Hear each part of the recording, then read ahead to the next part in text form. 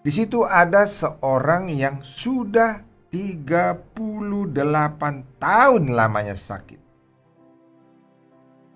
Ketika Yesus melihat orang itu berbaring di situ, dan karena ia tahu, sekali lagi saudara, karena ia tahu bahwa ia telah lama dalam keadaan itu, katalah ia kepadanya, "Maukah engkau sembuh? Do you want to be made well?" Maukah engkau sembuh? Jawab orang sakit itu kepadanya, "Tuhan, tidak ada orang yang menurunkan aku ke dalam kolam itu apabila airnya mulai goncang. Dan sementara aku menuju ke kolam itu, orang lain sudah turun mendahului aku." Saudaraku, ayat 8, lihatlah jawaban Yesus pada orang yang 38 tahun sakit dan lama menunggu kesembuhan di tepi kolam. Kata Yesus kepadanya, "Bangunlah, angkatlah tilammu, dan berjalanlah." Dan pada saat itu juga sembuhlah orang itu, lalu mengangkat tilamnya dan berjalan. Ketika Yesus bertanya, "Maukah engkau sembuh?" Orang itu memberitahu kepada Yesus, "Nggak ada orang yang menurunkan aku kalau airnya sudah mulai goncang. Nggak ada yang bantu saya. Jadi saya selalu terlambat karena lumpuh, saudara." Mungkin tidak ada lagi yang mengingat dia, saudaraku. Tapi apakah demikian, saudara? Apakah Tuhan yang di sorga yang dia harapkan itu melupakan dia? Bisa jadi dia berpikir demikian, bahwa Tuhan sudah lupa. Tapi saudaraku, dia tidak demikian, karena dia masih di pinggir kolam itu, saudara.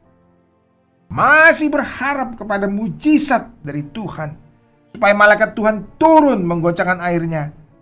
Walaupun dia selalu kalah dengan orang lain, dia kalah kuat, kalah kencang karena dia lumpuh. Dia terbaring dalam tilam, saudaraku, untuk mencapai tepi kolam. Dia selalu kalah tapi tetap berharap, saudara. Saudaraku, sepertinya dia dilupakan. Tapi apakah Allah melupakan dia, saudaraku? Apakah Tuhan lupa akan seruan orang yang berharap padanya, saudara? Apakah Tuhan lupa akan seruan orang yang berharap penuh kepadanya? Tidak, saudara. Tuhan tahu kerinduannya. Tuhan tahu seruannya. Tuhan tahu keinginan Bapak ini untuk disembuhkan. Karena itu, saudara, Tuhan datang. Tuhan datang, saudaraku.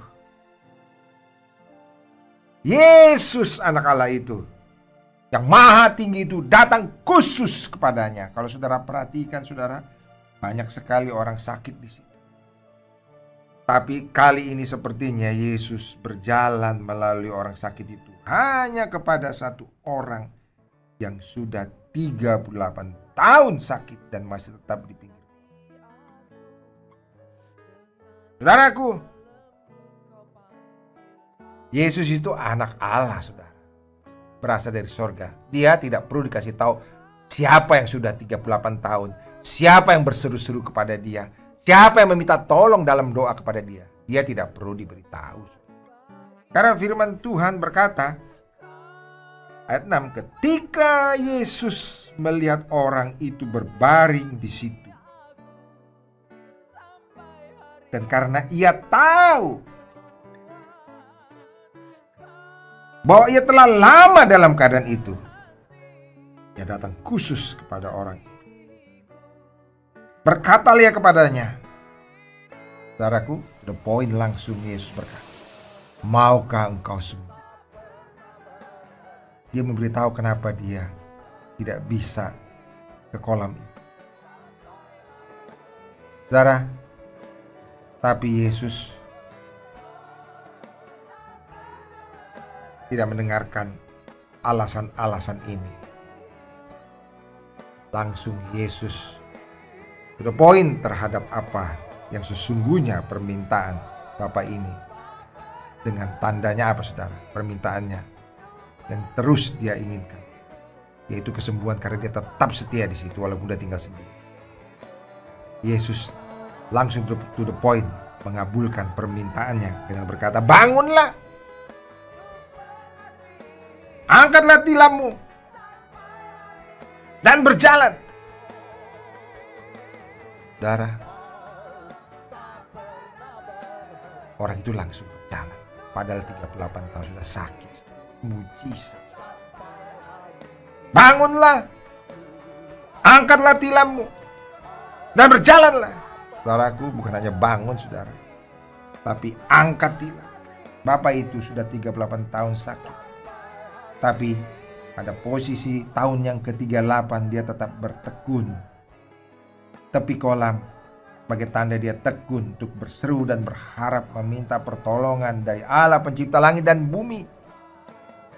Dan akhirnya dia dapat pertolongan. Saudaraku, akhirnya Tuhan datang. Bukan malaikatnya yang Tuhan utus, sekalian Tuhan yang datang sendiri menyembuhkan dia.